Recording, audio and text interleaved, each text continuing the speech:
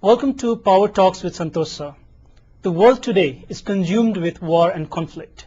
There seems to be very little hope for people around the world for a better future, for a peaceful future. To talk in this issue, today we have with us two special guests. Dr. Dee Aker, the Interim Director at the Zone B Kroc Institute for Peace and Justice, University of San Diego, and Mr. Eric Henry, the Managing Partner and Founder of Conflict Management Partners based in the US. Mr. Eric, the global focus is on the strong measures that Sri Lankan government has taken to wipe out LTT rebel forces. Do you think this approach from the government will end the conflict that has gone for 3 decades in Sri Lanka? Well, it depends how you define the conflict. I think the answer is yes and no. We are where we are today, as you know, because peace talks between the government and the LTT broke down several years ago. And the government decided at that time to pursue an all-out walk-away strategy. And what we're seeing now is the culmination of that 2-year effort. And so I think in the short term, yes, I think we're at the end game, and that's being recognized. The LTTE territory keeps diminishing down to a very small landmass, and it seems that the conflict will be over very shortly, whether that's 2 weeks or 2 months. But the larger question I think you're raising is does this end the conflict that has existed for several decades? And I think the answer is no, it does not. The government is going to have to address the long-standing issues and concerns that have been raised not only by the Tamil minority, but my Muslim minority as well. And I think the world is looking at the conclusion of the immediate conflict as a possible indicator of how the government will or will not address those larger questions going forward. And so the government could proceed with impunity now and do very little to address some of these circumstances, or they could take a more long-term approach to the civilian suffering that's occurring now and realize that after this immediate conflict, they're going to have to continue to address these questions. And so I think that's where the international community pressure is coming on the government, asking the government to realize that this conflict, that these issues are still going to exist after this war, and they're asking the government to take that into consideration. At the current situation, if there is a ceasefire and the possibility of negotiations, whom do you think will have the negotiating strength, the Sri Lankan government or the Tamil rebel leader, Prabhakaran? Well, at this juncture, I think overwhelmingly the government would have the advantage, but I don't think the government chooses to negotiate now because, as I said, I think they made the decision several years ago that negotiation was not the strategy to pursue. And now that they are in the end game, there isn't really a reason for them to negotiate. And the government justification right now for not negotiating is that any cessation of hostilities, any ceasefire, merely gives the LTTE a possible opportunity to rearm or regroup. So I think the government right now perceives itself to be in a very strong position and has no need to go to the negotiating table. So I don't think it's likely that we will see negotiations as this end game plays out. Dr. Dee, we have seen around the world that whenever the government has tried to deal with the rebel groups, it's often the people, especially the children and women, who are victimized from both sides. How can this loss of innocent lives be justified? Well, it can't be justified. There's no excuse, but it is a historic reality that is the case throughout history for women and children, and especially now. It used to be that the majority of people killed in conflict were men who were in combatants. Now it is the civilian population who are the ones caught in the middle. The thing that there is some bit of hope for is that there's a recognition internationally, both by the United Nations and by various countries, that women need to be engaged in the peace process. One reason we can't get beyond a certain point in peace processes is because the victims are not represented, and they need to be there. It can't be left to the people who carry the guns. We have to find some way to make that happen. And fortunately, in a few countries, we have an example where women have played a difference. They tried in Sri Lanka, and but the government made this choice and sort of left out the women who are working towards peace in the north. Dr. Dee, you have interacted with other peacemakers on both sides, Israel and Palestine, especially the women peacemaker. Do you see that they're hopeful about their future? That's a difficult one in the Middle East. The women themselves that we've actually documented their stories, the role that they're playing or have tried to play, both for the Palestinians and the Israelis. At various times they are hopeful. I must say at the moment they're extremely frustrated. They seem, again, as the other example, totally left out of the picture. And certainly in terms of Israel, the peacemakers, the women peacemakers, they're working on both sides. They still, across all the barriers that are created, they still go through all the checkpoints. They fly when they can to Europe. They meet. There's a council of 20 Palestinians and 20 Israeli women and 20 European women who are working very, very hard to get some voice of sanity back into that picture. Eric, the word Middle East has become synonymous to war and conflict. Yes. Now, with Hamas gaining strength in the Gaza Strip, and with the change in the government of Israel, with the leadership of right-wing Netanyahu, now do you see that Middle East conflict will have increased dimensions? Well, if you're saying by increased dimensions, are there increased challenges and difficulties? I think there are, given the new government that's been elected in Israel and the existence of Hamas, a powerful entity, democratically elected. And I think the challenge right now is, can we restart a peace process? Is there enough momentum to do it? Because if you look across the decades of that conflict, it has gone in sort of spasms of violence and then negotiation. And when the negotiations have failed, the parties, one or both, have gone back to violence. And we've had very recent spasms of severe violence in Gaza, and then in the prior years as well. And so really the question for the international community and for that region is there enough political will to engage a negotiation process? I agree with Dee that on the ground in both countries, in both areas, there is a lot of will among the people still to achieve a peaceful solution, because they are the ones suffering. But on the political will side, it's been difficult to get people to the negotiating table. And so there are a lot of efforts, obviously, internationally to do that, and a lot of pressures being put to bear. And there's a lot of interest, I think, still within both governments to consider that option, even if their public language isn't so favorable towards it. We'll continue with our conversation after a short break. Do stay with us.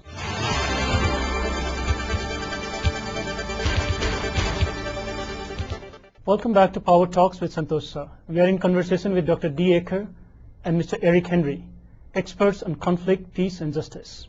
Dr. Dee, the Supreme Court of Philippines recently intervened into the possible peace agreement that could have taken place and ended the Mindanao conflict.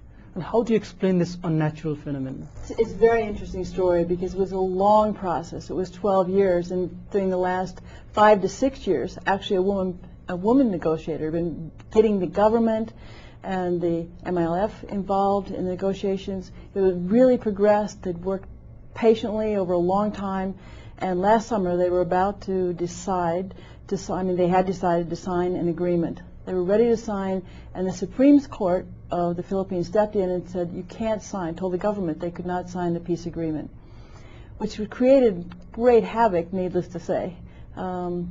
And the result was a return to violence. Once people invested this time and energy, feel the door is shut, they're likely to return to the previous situation. And so the Supreme Court, interestingly enough, I don't think was really engaged or worried about the details in the actual peace agreement. It's more of a power struggle, perhaps, within the government itself. And most of the Philippines is not as concerned with Mindanao.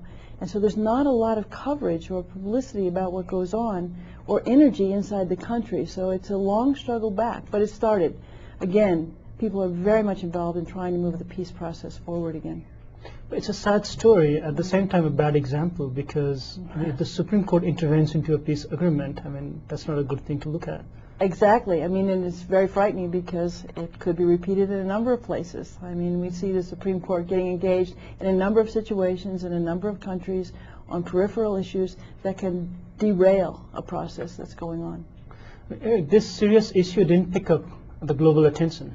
Is that true that the world looks at a country's conflict if there is any monetary interest into it? Certainly media attention and international attention as a result tends to be focused on conflicts that are perceived to have the most importance or impact. And certainly one argument, as you suggest, would be that countries with strong resources and extractive industries become a focus for international attention when conflicts arise in those areas, whether it's in Iraq or elsewhere, in Nigeria, conflicts in Venezuela, governmental conflicts attract a lot of attention perhaps for those reasons. But I think just more broadly, there's a limited bandwidth of public attention in any given media day or week or month or year for all the variety of, unfortunately, the multitude of conflicts worldwide. So there's always a sort of conflict almost for press and international attention. And I think it's been true over the last decades at least that the concentration of most media attention has been in the Middle East, where oil is, of course, a big issue, or has been in geopolitical terms when there is some conflict that appears to have broader implications. For instance, North Korea as an example. So I think the unfortunate result is that very significant and meaningful conflicts in more remote areas often don't receive the attention they should, and the Philippines is probably an example of that. Dr. Dee, the University of San Diego has established John V. Kroc School of Peace Studies for master's degree.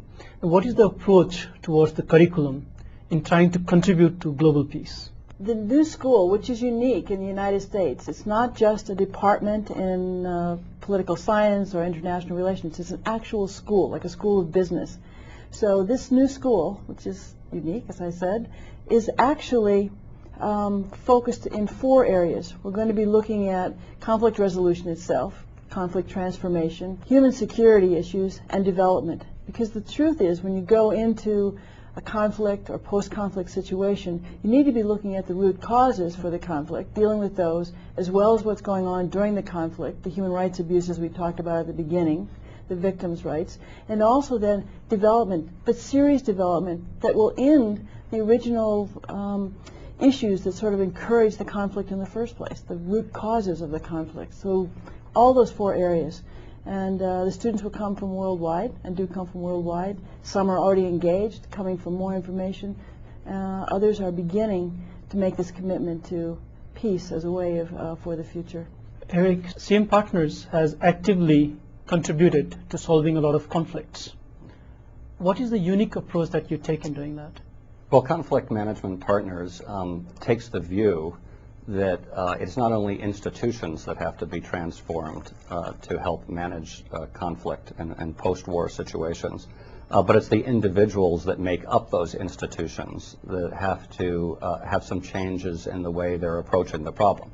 So I say what differentiates CMP from other organizations is that we're focused more on changing the perceptions and the methodologies of individuals who are trying to address these problems. And what I mean by that is there are many very good institutions around the world. What CM Partners is focused on is the individuals who comprise those institutions.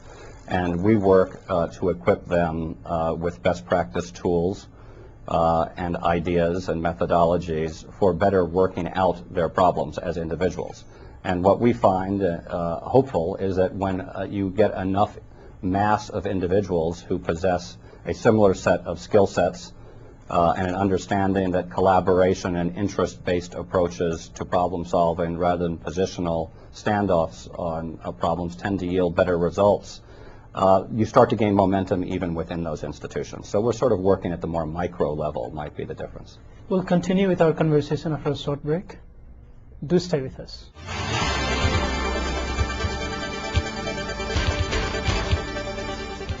Welcome back to Power Talks with Santosh Shah. We are in conversation with Dr. Dee Aker and Mr. Eric Henry, experts on conflict, peace, and justice. And I'll ask this question to both of you. The United States has gone through racial and gender discrimination since centuries. Until 1950s, there were separate schools for the black kids and the white kids. To what extent will Obama's victory as the president and the nomination or the appointment of Hillary Clinton as the Secretary of Department of State change that scenario? Well, I'll speak to the election of President Obama to begin.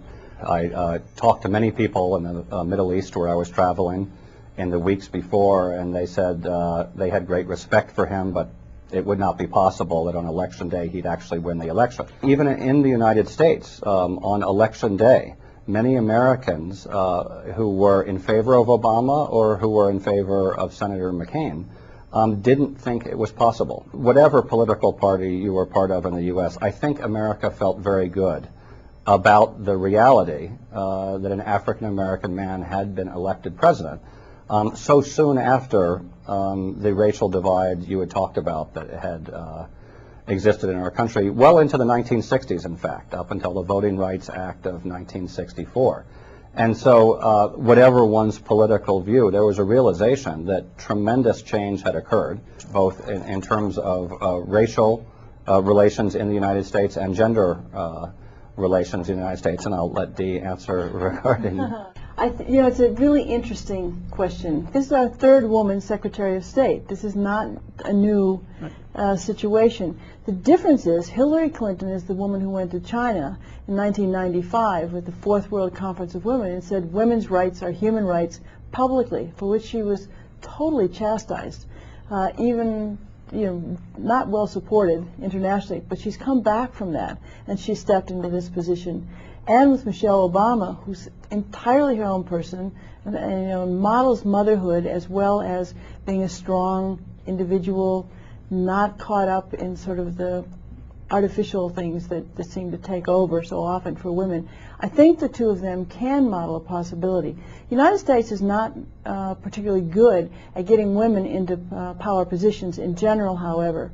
In 1975, we had about 12% women in power. Now we've only got about 18%, so it's not a huge jump. And Rwanda, the site of one of the worst genocides ever, now has the highest rate of women in the world. It's over 50% in their government, and they're having a somewhat successful transition, which again models that when women get into positions of power in sufficient numbers, real changes can be made to deal with the root causes of conflict that I mentioned before.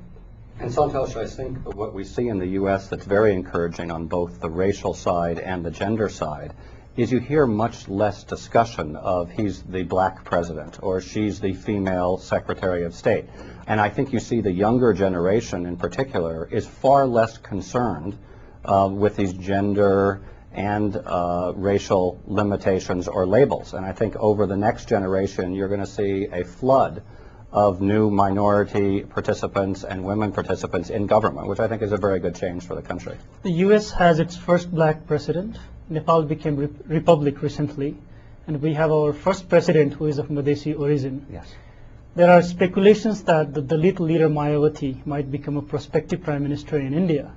I mean, is 21st century the century of change? Well, you could argue that the 20th century had a lot of change in it as well. I think every century and participants who live in that century, citizens who live in that century, would attach particular importance to their century. But 9 years into this new century, it does appear that there's dramatic change going on worldwide. And part of that change, as you well know, is driven by youth participation in the process. So I think we are seeing previously marginalized groups, previously disempowered groups, whether they're youth or minorities, engaging much more actively in the system worldwide.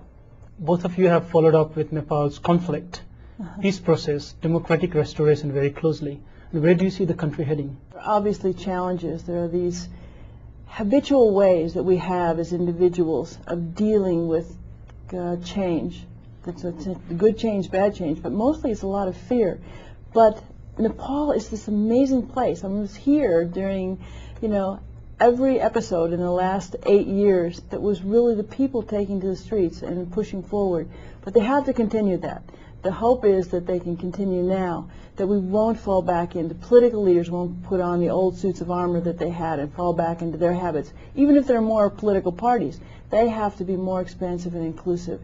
Funny thing about security issues, which you're dealing with right now, is that political party leaders can use security issues to really kind of stall or prevent real participation. And that's something you have to look out for.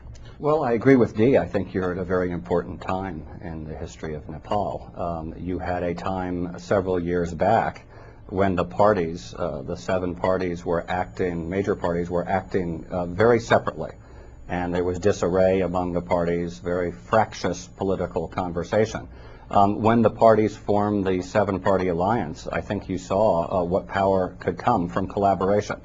And now, when you're dealing with important security issues, army integration issues, I think you again see a polarization of the parties. And I think what is hopeful for Nepal is if we can go back to some of that collaborative alliance spirit that existed several years ago and have the parties realize that there's more to gain from them working together to resolve this problem and these contentious issues than working single-handedly and on their own agendas. And recently in April, last month, we saw the interference of the government into the Nepal army issues. Now, how will this unnatural conflict contribute to the peace process and democracy of Nepal? Well, Santosh, in post-conflict situations, it is always a critical issue as to how the military is going to be working in the context of the political culture. And Nepal is now just beginning to address that issue. The 2006 Comprehensive Peace Accord set some general language about army integration and rehabilitation of Maoists into the larger society. Today, there's great conflict over exactly what should be done. What does integration and rehabilitation actually mean? And so there's an opportunity, again, for the parties to address this issue in a thoughtful, collaborative manner. And I think over the coming weeks and months, it's critical that Nepal's leadership show the people that the parties with different views can sit down together and address this issue and then deliver to the people a very reasonable option that is sustainable for peace in the country going forward. Dr. Dee, the communication gap has taken place now between the government and Nepal army. I mean, will that affect Nepal's future peace process and democratic establishment? Well, there can be an interruption in the communication. But as Eric was saying, the issue becomes, is the leadership, for example, in the political parties, able to hear what the concerns are? Is the army, are the combatants that want to be integrated, included, and participating in all? We've had the opportunity recently to talk to a number of people from the military and also from the cantonments, and I was here during the elections. The potential is there. There's a desire out there. It needs to be allowed to actually blossom. We've talked about conflict. We've talked about war and hopelessness around the world. I mean, is there hope? Is there hope that we will have a world with peace, harmony, and brotherhood? There certainly is, Santosh, and I'm not a naive optimist to say that. I think there's good evidence around the world that as hard as it is to manage conflict and put violent conflict away, and you can take the transition to majority rule in South Africa as an example of what was previously unimaginable occurred in a peaceful transition. So we do see instances of hope, and I think Nepal itself has demonstrated with the People's Movement that change can occur peacefully, and now you've just faced some more challenges in making that peace sustainable and durable. Dr. Dee, is the message of peace and justice illusionary, or is it going to be real someday? I think it is real. I think it's real now. I mean, I don't think that Eric or I would, either one of us would be doing this work if we didn't see the kinds of examples he just pointed to, if we didn't experience at an individual level with people really working and really committed. The problem is we have to end the impunity. We have to come together to realize that, there is responsibility if we're going to have justice. The peace doesn't come, lasting peace, sustainable peace, without dealing with that justice dimension. And so I think that it's definitely possible, and we see it, but we have to work for it. I mean, the good things are worth working for. Let's hope that we have a just society and a peaceful nation and a peaceful world, a harmonical world. With this hope, I wish you good luck and goodbye. See you next week, the same time.